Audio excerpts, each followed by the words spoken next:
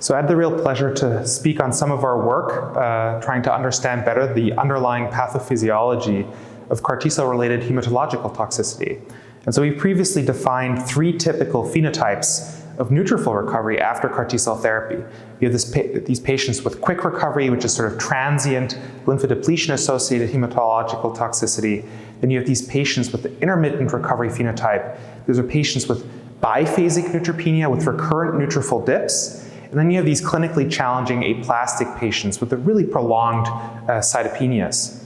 And so what we asked here in a cohort of about 350 patients treated with either axi-cell or tisagenlecel in a real-world setting is first, what's the impact of these phenotypes on toxicity and clinical outcomes? And second, we try to use these phenotypes as a blueprint to understand pathophysiological underpinnings. And so we performed both exploratory serum proteomics, and we also performed longitudinal in vivo CAR T-cell monitoring.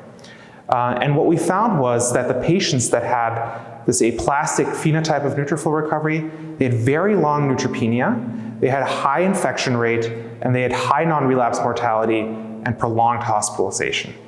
Surprisingly, we found that the patients with this intermittent phenotype, these recurrent neutrophil dips, these patients actually had superior treatment outcomes after CAR T-cell therapy.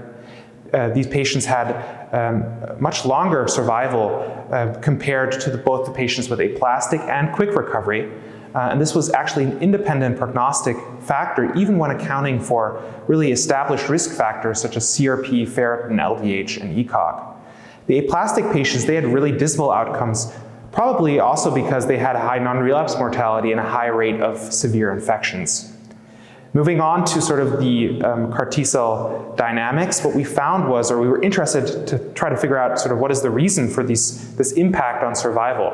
What we found was that the patients with this intermittent phenotype, recurrent neutrophil dips, they actually had a higher area under the CAR T-cell expansion curve, particularly CD3 positive, CD8 positive CAR T-cells, and especially in relation to baseline tumor load. So that suggests that there are really important interactions between host hematopoietic function and potentially CAR T-cell efficacy and persistence. On the other hand, the aplastic phenotype patients, they had a really poor relationship of CAR expansion to baseline tumor load. And on exploratory serum proteomic analysis using the Olink platform, we found that these patients had already at baseline pretty profound immune dysregulation with upregulation of soluble T-cell checkpoint ligands. And that was progressive over time. They also had markers that were very similar, indicative of sort of an HLH-like proteomic signature, including upregulation of IL-15, IL-18, and downregulation of CD40 ligand. And I think what these data show us is that 2 patients presenting to CAR T-cell therapy, day 30, have a neutrophil count of, let's say, 400. Depending on if they had intermediate sort of recovery of their counts, the underlying pathophysiology is probably very different. And so we have to consider these differences in pathophysiology when we're trying to tailor our treatment strategies, such as GCSF or hematopoietic stem cell boosts, to our patients, also in terms of the diagnostic workup. And hopefully, I think it also shows us that host hematopoietic function is really relevant, and there are critical interactions between host hematopoiesis and CAR T-cell efficacy, 1. And 2, I think it shows us that we can integrate these sort of patterns of neutrophil recovery perhaps into dynamic risk models of treatment outcomes.